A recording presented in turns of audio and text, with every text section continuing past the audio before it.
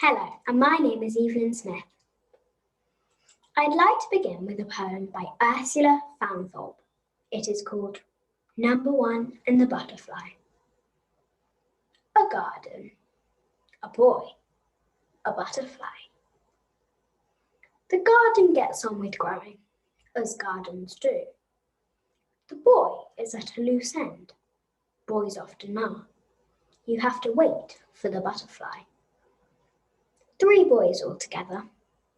Number 2 is learning to talk. What a clever boy. Number 3 is a baby. It sleeps a lot. He is number 1, the oldest. He knows more. He does more. This is not interesting. Nobody notices his vocabulary. No one's excited when he smiles. Everyone knows he can do these things. What's new about him? Enter the butterfly. It is colossal, gigantic, enormous. It flaps majestically up the garden with wings as wide as a smile. Brown, blue, no, it's black, with a thick pale frill like surf at the sea's edge, round each great wing's edge. Cloud eyes inspect the garden. Great antennae explore the scents. It heads for the boy. He puts out a hand. It lands on his finger. The butterfly has chosen the boy. His mum whisks for her camera. Dad watches. Number 3 goes on solidly sleeping. Number 2 hasn't a word to say. The boy is silent. So is the butterfly. They have made friends. Now he has a photo to remind him. It happened. This convinces them at school, and 2 and 3. But he doesn't need a photo. You don't forget a friend with wings.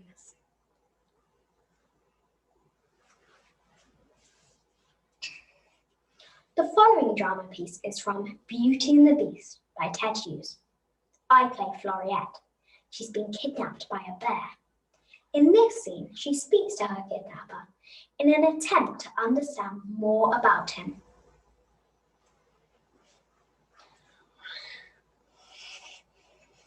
Why are you keeping me in this cave? I've counted 3 nights. Why are you keeping me? Eat me and have done with it.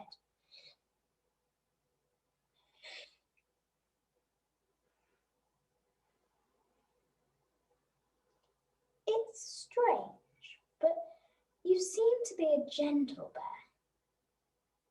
Was it really you who came at night, those other times, and did my father wound you? You spoke then. Why can't you speak now? Let me look at your bandage. But he looks ferocious. His eyes are the eyes that gloat into the smoking insides of a cow when he's torn it open. And his enormous talons, what are they for? But for digging rabbits out of the earth, or the hearts out of men. If you're going to eat me quickly.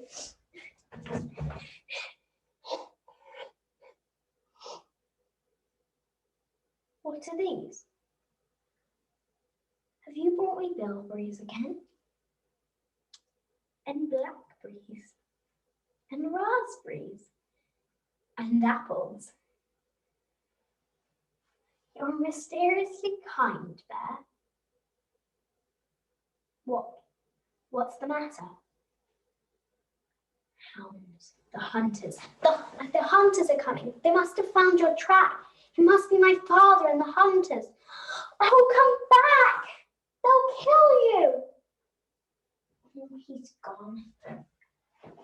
They'll kill him if they see him.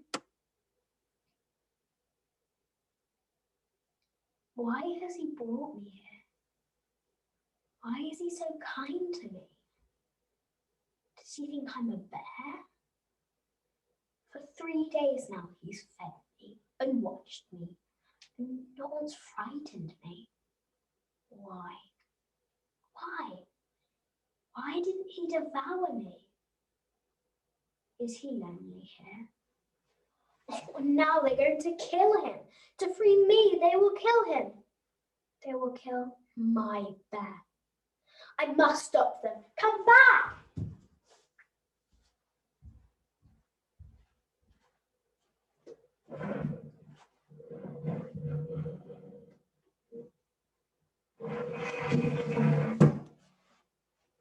I will conclude with an extract from the classic story, The Lion, the Witch and the Wardrobe, by C.S. Lewis.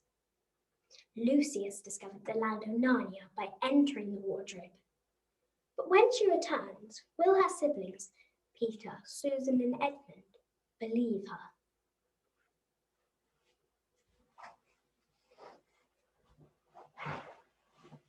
Lucy ran out of the empty room into the wardrobe and found the other three. "It's all right," she repeated. "I've come back." "What on earth are you talking about, Lucy?" asked Susan. "Why," said Lucy in amazement, "haven't you all been wondering where I was?" "So you've been hiding, have you?" said Peter. "Poor old Lou, hiding and nobody noticed. You'll have to hide longer than that if you want people to start looking for you." "But I've been away for hours and hours," said Lucy. The others all stared at one another. "Batty," said Edmund, tapping his head. "Quite batty." "What do you mean, Lou?" asked Peter. "What I said," answered Lucy. "It was just after breakfast when I went into the wardrobe, and I've been away for hours and hours and had tea, and all sorts of things have happened." "Don't be silly, Lucy," said Susan. "We've only just come out of that room a moment ago, and you were there then." "She's not being silly at all," said Peter. "She's just making up a story for fun, aren't you, Lou? And why shouldn't she?"